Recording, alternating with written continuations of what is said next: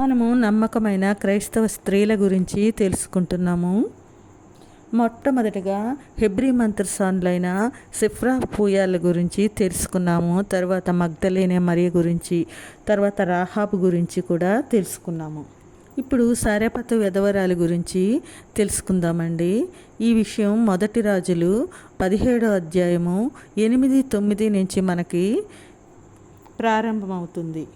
రాజుల మొదటి గ్రంథము 17వ అధ్యాయము 8వ వచనం చూసుకుంటే, అంతటా యెహోవాకు అతనికి ప్రత్యక్షమై ఇలాగు సెలవిచ్చెను, నీవు సీదోను పట్టణ సంబంధమైన సారెపతు అను ఊరికి పోయి అచ్చట ఉండుము. నిన్ను పోషించుటకు అచ్చట ఉన్న ఒక విధవరాలికి నేను సెలవిచ్చి తిని. ఈ విషయము యెహోవా దేవుడు ఏలియాకు చెప్పడం జరుగుతుంది. ఫోనీసియాలోని తూరు సీదోను మధ్య ఉన్న చిన్న రేవు పట్టణము సారెపతు. అక్కడ ఈ విధవరాలు కాపురం ఉంటుంది. ఈమె భర్త మరణించాడు. ఆమెకు ఒక కుమారుడు.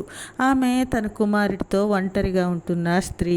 ఆ కాలంలో ఆ దేశంలో భయంకరమైన కరువు. చాలామంది ప్రజలు ఈ పరిస్థితిని ఎదుర్కొంటున్నారు. చావులు, బాధలు, కడుపు నిండా తిండి లేని పరిస్థితులు. ఎక్కడ చూసినా క్షామము విలయతాండం చేస్తుంది. ఎక్కడ వర్షాలు లేవు, పంటలు పండటానికి ఆస్కారం లేదు. అలా ఉంది అక్కడ పరిస్థితి. అదే పరిస్థితి ఈమె కూడా అనుభవిస్తుంది. ఆ సమయంలో యెహోవాకు ఏలియాకు ప్రత్యక్షమై, నీవు సారెపతు ఊరికి పోయి అక్కడ ఉండు, నిన్ను పోషించడానికి అచ్చట ఉన్న ఒక విధవరాలికి నేను సెలవిచ్చి తిని అని చెప్పడం జరుగుతుంది. వెంటనే ఏలియా సారెపతుకు ప్రయాణమవుతాడు. అతడు పట్టణ గవిని వద్దకు రాగానే ఈమె అక్కడ కట్టెలు ఏరుకోవడం చూస్తాడు. ఏలియా ఆమెను చూసి త్రాగడానికి కొంచెం నీళ్లు తీసుకురమ్మని అడుగుతాడుమాట. అయితే అప్పటికి ఆమె పరిస్థితి ఎలా ఉంది అంటే, ఆమె ఇంట్లో కూడా చివరిసారిగా తినడానికి సరిపడేంత పిండి, నూనె మాత్రమే ఉన్నాయి. ఇంకా దాని తర్వాత ఏమవుతుందో ఆమెకు తెలియదు. చివరికి చావే శరణ్యమేమో అనుకొని ఉంటుంది కూడా. అలాంటి పరిస్థితుల్లోనే కట్టెలు ఏరడానికి వెళ్ళినప్పుడు ఏలియా కనిపించి నీళ్లు అడుగుతాడు. అంతటితో అక్క ఆమెను పిలిచి, నాకొక రొట్టె ముక్కను నీ చేతితో చేసి తీసుకుని రమ్మని చెప్పగా, ఆమె, నీ దేవుడైన యెహోవా జీవంతోడు, తొట్టెలో పట్టెడు పిండియు బుడ్డిలో కొంచెం నూనె మాత్రమే నా దగ్గర ఉంది, కానీ అప్పం ఒక్కటైనా లేదు. మేము చావక మునుపు నాకు నా బిడ్డకు సిద్ధం చేసుకోవాలని కొన్ని పుల్లలు ఏరుకోవడానికి వచ్చాను అని అంటుంది.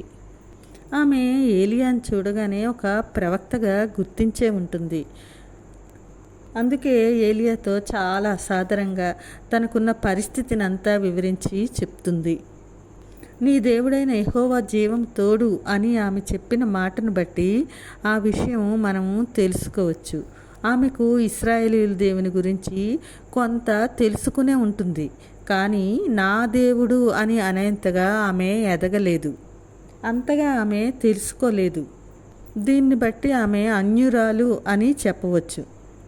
ఆమె నివసిస్తున్న సారెపతు పట్టణ నివాసులందరూ ఎక్కువ బయలుదేవత ఆరాధకులే.